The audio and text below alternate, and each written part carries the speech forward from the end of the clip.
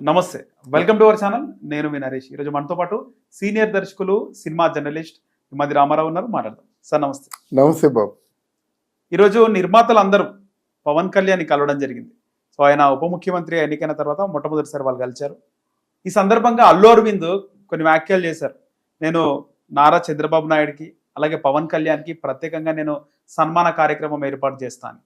దీనికి సంబంధించి ఎన్నికల ముందు అల్లు అర్జున్ బేసిక్గా ఆయన రాయలసీమకు సంబంధించి శిల్ప రవిరెడ్డికి ఆయన సపోర్ట్గా వెళ్ళడం జరిగింది. సో వైసీపీ అభ్యర్థికి సపోర్ట్గా వెళ్ళి మాట్లాడడం జరిగింది. సో కొన్ని కామెంట్స్ చెప్పాలంటే వైరల్ కూడా అయింది. అంటే ఇంట్లో వ్యక్తి బయటి వ్యక్తికి ప్రత్యర్థికి ప్రచారం చేయడం ఏంటి అని చెప్పి నాగబాబు సైతం ట్వీట్ పెట్టడం జరిగింది. కొంచెం కుటుంబంలో డిఫరెన్సెస్ వచ్చింది, డిస్టెన్స్ కూడా వచ్చింది. ఆ తర్వాత అల్లు అరవింద్ ఎక్కడ మళ్ళీ పవన్ కళ్యాణ్ కలిసిన సందర్భాలు మనం చూడాలి. సో ఇదంతా కవర్ చేయడానికి పైగా పుష్ప 2 కూడా వస్తుంది. ఈ సినిమాకి సంబంధించి టికెట్ల రేట్ల విషయంలో దీనికి సంబంధించి వాళ్ళిద్దరిని కలిసి సన్మానించే పరిస్థితి ఉందంటారా సార్? ఏమంటారు? వీళ్ళు వచ్చిన తర్వాత అశ్విని దత్ కల్కి గురించి మాట్లాడు అనుకోవడం, పుష్ప గురించి ఏమో అరవింద్ మాట్లాడు అనుకోవడం పొరపాటు. ఆ సందర్భాలు వస్తాయి, బయటికి రాకపోవచ్చు, ఆఫ్ ద రికార్డ్ కావచ్చు. కానీ ఎవరైనా వస్తే ఊరికి ఎందుకు వస్తారండి? ఏదో ఉంటుంది కదా, సొంతంగా ఏదో మొరపెట్టుకుందాం అని వస్తారు. ఇక్కడ అరవింద్ గారు ఇద్దరికి సన్మానం చేస్తారంటే అండ్ వాట్ పోర్ట్ఫోలియో కావాలి కదా. రేపు పొద్దున్న నేను వెళ్ళిపోతాను, మీకు సన్మానం చేస్తాను ఇద్దరంటే ఎవరి తరఫున? డైరెక్టర్స్ అసోసియేషన్ తరఫున నువ్వు డైరెక్టర్ అది సీనియర్ నిర్మాత ఇండివిజువల్ గా రిక్వెస్ట్ చేస్తే వచ్చేస్తాడా సీఎం? వాళ్ళకు ప్రోటోకాల్స్ తెలుసు కదా. అయ్యా మహనీయ, ఇప్పుడు ఎన్టీ రామారావు గారు మీరున్నప్పుడు ఇండస్ట్రీ బాగుండేది, మళ్ళీ మా ఇండస్ట్రీ చూసి నిర్మాతలు ఈ కష్టాలు ఉన్నాయి, మా మొర చెప్పుకుంటాము, మీరైతే మళ్ళీ రామరాజ్యంలో మీరు వచ్చారు కనుక మీతో మా కష్టాలు చెప్పుకుందానికి వచ్చామని నిర్మాతల మండలి వచ్చి రిక్వెస్ట్ చేస్తే, అగ్ర నిర్మాత కదా సార్, అగ్ర నిర్మాతలు లేదండి. అగ్ర నిర్మాత వెళ్ళి పిటిషన్ పెడితే వాళ్ళు తీసేసుకుంటారు. అగ్ర హీరోలు పిలిస్తే వస్తారు కానీ అగ్ర హీరోలు పిలిస్తే వస్తారంటే చిరంజీవి పిలిస్తే రేవంత్ రెడ్డి ఇంటికి పోయినాడు కదా సార్. అది ఇన్నర్ స్నేహాలు వేరండి. రేవంత్ రెడ్డి ఇంటికి వెళ్తాడు, సభకు రాడు కదా. ఇంటికి వెళ్తాడు, లేకపోతే ఇద్దరు వెళ్ళి ఎక్కడో రిసార్ట్లో కూర్చొని హాయిగా కబుర్లు చెప్పుకోవచ్చు. కానీ అఫీషియల్గా గవర్నమెంట్ సైడ్ నుంచి వచ్చినప్పుడు పర్పస్ కావాలి కదా. వాటి మినిట్స్ ప్రోగ్రామ్ ఉంటుంది. గవర్నమెంట్ మినిస్టర్స్ ఎవరు వచ్చినా సరే అక్కడ మినిట్స్ ప్రోగ్రామ్ అని ఎన్ని నిమిషాలకి ప్రారంభమైంది, ఏ నిమిషాల్లో ఏ కార్యక్రమం జరిగిందని మినిట్స్ రాస్తారు అక్కడ. ఓకే, దానికి ఒక ప్రోటోకాల్ ఉంటుంది. దానికి ఏంటంటే ఒక ప్రొసీజర్ ఉంటుంది అన్నమాట. అంతేగాని ఎవరు పడితే వాళ్ళు ఇన్వైట్ చేయడానికి అవకాశం లేదు, వాళ్ళు రావడానికి అవకాశం. అల్లు అరవింద్ ఏర్పాటు చేసే కార్యక్రమానికి వీళ్ళు రారంటారు అయితే? అలా కాదు. అల్లు అరవింద్ అంటే ఏదైనా కార్యక్రమం తలపెడితే గెస్ట్గా రమ్మంటే అది మీ ఇద్దరికి మధ్య ఉన్నటువంటి అనుబంధం మీద ఆధారపడి ఉంటుంది. అలా కాదు కదా, ఇండస్ట్రీలో కష్టసుఖాలు అంటున్నారు. అంటే నీ కష్టమే కాకుండా పై వాళ్ళందరూ నీ పక్కన వాళ్ళందరూ కష్టం సుఖాలు చెప్పుకోవడానికి వచ్చారు. ఫిలిం ప్రొడ్యూసర్స్ ఛాంబర్ తరఫున వచ్చారు. అది ఇందులో ఒకరికి ప్రత్యేకం కాదు అనుకోవడానికి వీల్లేదు. ఇక మీరు అడిగిన ప్రశ్నకి సమాధానం, నేను ఎవరేమనుకున్నప్పుడు కూడా ఇక్కడ పవన్ కళ్యాణ్ అనే వ్యక్తి చాలా కష్టాలు పడ్డాడు. మామూలు కష్టాలు కాదు, చాలా నిందలు పడ్డాడు, తిట్లు పడ్డాడు, ఏడ్చేశాడన్నమాట. అర్థించాడు చివరికి పిఠాపురంలో, అయ్యా ఈసరికి మాత్రం నన్ను గెలిపించండి అని అంటే ఆల్మోస్ట్ డిప్రెస్ అయిపోయాడు. ఆ డిప్రెస్ అవ్వడానికి కూడా కారణాలు ఉన్నాయి. అరే పిఠాపురంలో ఓడిపోతాడు, వంగ గీత గెలుస్తుందని కోట్లు బెట్టింగ్ కట్టారు అక్కడ. కొన్ని 3-4 కోట్లు బెట్టింగ్ కట్టారంటే కొంతమంది ఏవదాచి పెట్టేసుకున్నారు. ఇప్పుడు షేక్ అవుతారు కదండి. అటువంటి సమయంలో నువ్వు పక్క ఉన్నటువంటి ఆ శిల్పారావి దగ్గరికి వెళ్ళి నువ్వేదో నీ తోచింది మాట్లాడేసి వచ్చేస్తే ఎలాగవుద్దండి? నా ఫ్రెండ్, మా ఇద్దరం కాఫీ తాగుతాం, భోజనం చేస్తాం, చికెన్ తింటాం, అందుకే వచ్చానంటే జనం రావద్దు, ఆయన పిలవలేదు, పైగా రావద్దు అని కూడా చెప్పిండు. ఆయన నేను వచ్చినాను, నా ఇష్టంతో వచ్చిన. అదేనండి, దానికే చెప్తున్నాను. మీ ఇద్దరు ఎంత ఫ్రెండ్స్ అయితే మాకెందుకయ్యా?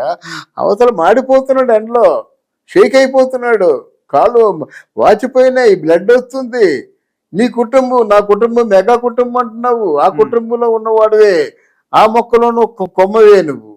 మరి మెగా కుటుంబాన్ని మర్చిపోయి నువ్వు ఎలా అక్కడికి వెళ్తావు? నువ్వు ఒకటి మెగా కుటుంబం అంటే ఆ ముళ్ళు కీచురాళ్ళు ఇవన్నీ తీసేసి మా పూలబాటు వేసినటువంటి మా మామయ్యని నువ్వు ఎలా జన్మాంతం మర్చిపోవని చెప్పావు.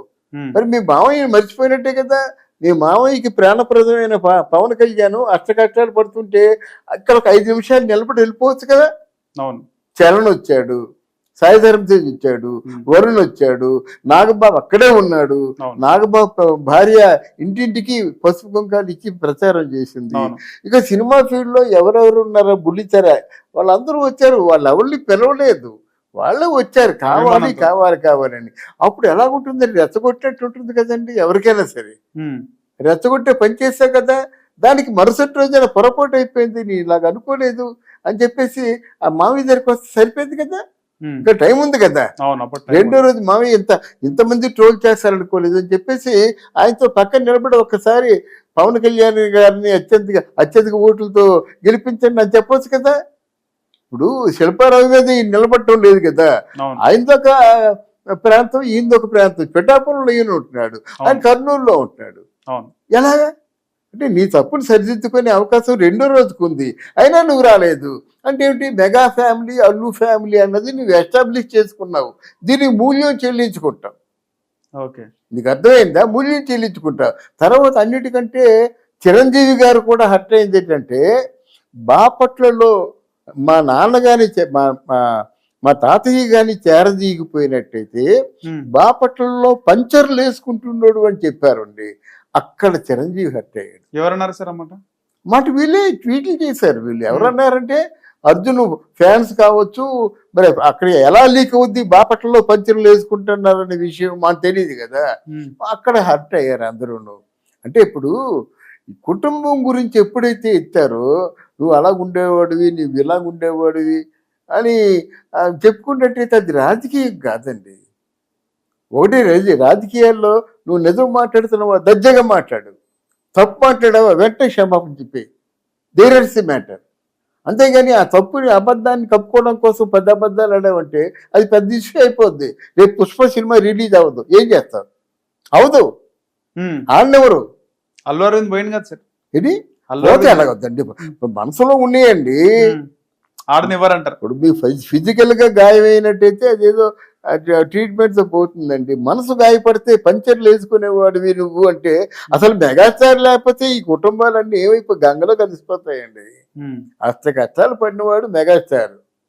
అయితే ఆయన అదృష్టవశాత్తు ఆయన నా బిడ్డ అనుకుని ఆ సురేఖమ్మ ఆయన నా బిడ్డ అనుకుని పెంచినటువంటి ఈ పవన్ కళ్యాణ్ అనే కొడుకు ఈ కొనిదెల వారి వంశం పేరు మొత్తం ప్రపంచానికి చెప్పాడు. అది చాలా గొప్ప కదా. ప్రధానమంత్రి లాంటి వ్యక్తిని రెక్కపట్టుకొని లాక్కొచ్చి అన్నయ్య దగ్గర తీసుకొచ్చాడు. ఆ ప్రధానమంత్రి ఇలా మొహం తిప్పుకోలేదు, అది మొహం అంతా చేసుకొని 2 చేతులు పైకెత్తి అభివాదం చేశాడు. మరి అటువంటి బిడ్డ మీద ఎలాగుంటుంది? అటువంటి బిడ్డని ఎవరైనా ట్రోల్ చేసినా అవమానించినా ఆయనకి ఎలాగుంటుంది? డెఫినెట్ గా బయటికి చెప్పడు, ఇంత మీ కళ్ళు నిచ్చి మీదకి వచ్చాయని అనడు, కానీ మనసులో ఉంటుంది కదా. మీ పంచర్లు వేసుకునే వాళ్ళు ఎవరు వేసుకున్నారా, మీరు లేదు మీరు ఎక్కడ అంటుంది కదా.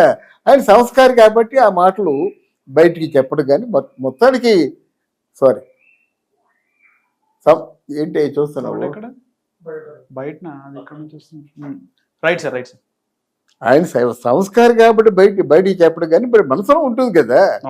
అందువల్ల ఇవన్నీ తప్పులు చేసేసి ఇప్పుడు ఈ రోజు వాళ్ళు పెద్ద ఇష్యూ అయిపోయిన తర్వాత వస్తాడు, ఆయన నవ్వుతాడు, అల్లుడు అంటాడు, ఈయన మామయ్య అంటాడు, మాట్లాడతారు. ఇది ఎలాగని చెయ్యాలి అల్లుడు అంటాడు, కొంచెం చనువు ఉంది కనుక, నలుగురిలో డూపుగాను అందరినీ యాక్సెప్ట్ చేస్తాడు. కానీ మీరు చెప్పిన మాటకు ఒకటి గుర్తొస్తుంది. చిరంజీవి గారి సినిమా రిలీజ్ అయినప్పుడు కాంతారా మూవీ కూడా రిలీజ్ అయింది. దీనికి సంబంధించి ఆ సినిమా అప్పుడు వాంటెడ్లీ అల్లు అరవింద్ కాంతారా మూవీ ఇక్కడ రిలీజ్ చేసినారు. ఆ కన్నడ సినిమాని ఇక్కడ హిట్ టాక్ రావడంతో తెలుగులో కూడా రిలీజ్ చేసి చిరంజీవి గారి సినిమా కలెక్షన్లు తగ్గడానికి, ఆ సినిమా ఫ్లాప్ అవడానికి కారణం అని కూడా అప్పుడు వార్త వైరల్ అయింది. అది కూడా మనం మాట్లాడుకున్నాం. అవునండి, వాల్తేరు వీరయ్య సినిమా మంచి సినిమా అండి. దానికంటే ముందు సినిమా సార్ ప్యారల్ గా వచ్చింది ఏంటి చెప్పు. God father, right, repeat. Waltair వేరే కదా? God father sir, God father, God father. ఆహా. తారుమార్ తక్కర్మార్, సల్మాన్ ఖాన్. ఈ కట్ చేస్తారు కదా ఇవి? రిపీట్ చేస్తారు, రిపీట్. సార్ అలాగే మీరు చెప్పిన మాట చూస్తే కూడా గుర్తొస్తుంది, 2021లో 2022లో మెగాస్టార్ చిరంజీవి గారి సినిమా గాడ్ ఫాదర్ రిలీజ్ అయింది దసరాకి. సో అప్పుడు ఆ తర్వాత కొన్ని రోజులకే కాంతార మంచి హిట్ టాక్ కన్నడ మూవీ. ఆ కన్నడ మూవీని అల్లు అరవింద్ కావాలనే ఇక్కడ తెలుగులో రిలీజ్ చేశారు ఎక్కువ థియేటర్స్ లో, గాడ్ ఫాదర్ కి ఎఫెక్ట్ చేయాలని చెప్పేసి అని. ఇప్పుడు మనం కూడా ఈ వార్త పైన మాట్లాడుకున్నాం. సో అలాంటిది పుష్ప 2కి జరగబోతుంది అంటారా? పుష్ప 2కి జరగబోతుందంటే బయ్యర్స్ రావాలి కదా. ఎందుకు పోస్ట్పోన్ చేశారు డిసెంబర్ వరకు? కారణం అదే కదా, వాళ్ళకి బ్రేక్ ఈవెన్ అయిపోతే సరిపోతుంది. బ్రేక్ ఈవెన్ అవకే కదా వాళ్ళు పోస్ట్పోన్ చేశారు. ఇప్పుడు కల్కి సినిమా ఒకటి ఉంది కదా, ఒక నెల రోజుల పాటు సినిమాలు ఏవి రిలీజ్ చేయరు. దీని మీద పెద్ద సినిమా ఇంకేం పడుతుంది? కలికి ఉంది, తర్వాత దేవరా పండగకు వస్తుంది అది. మరి మధ్యలో ఇంకేం సినిమా వేస్తారు వాళ్ళు?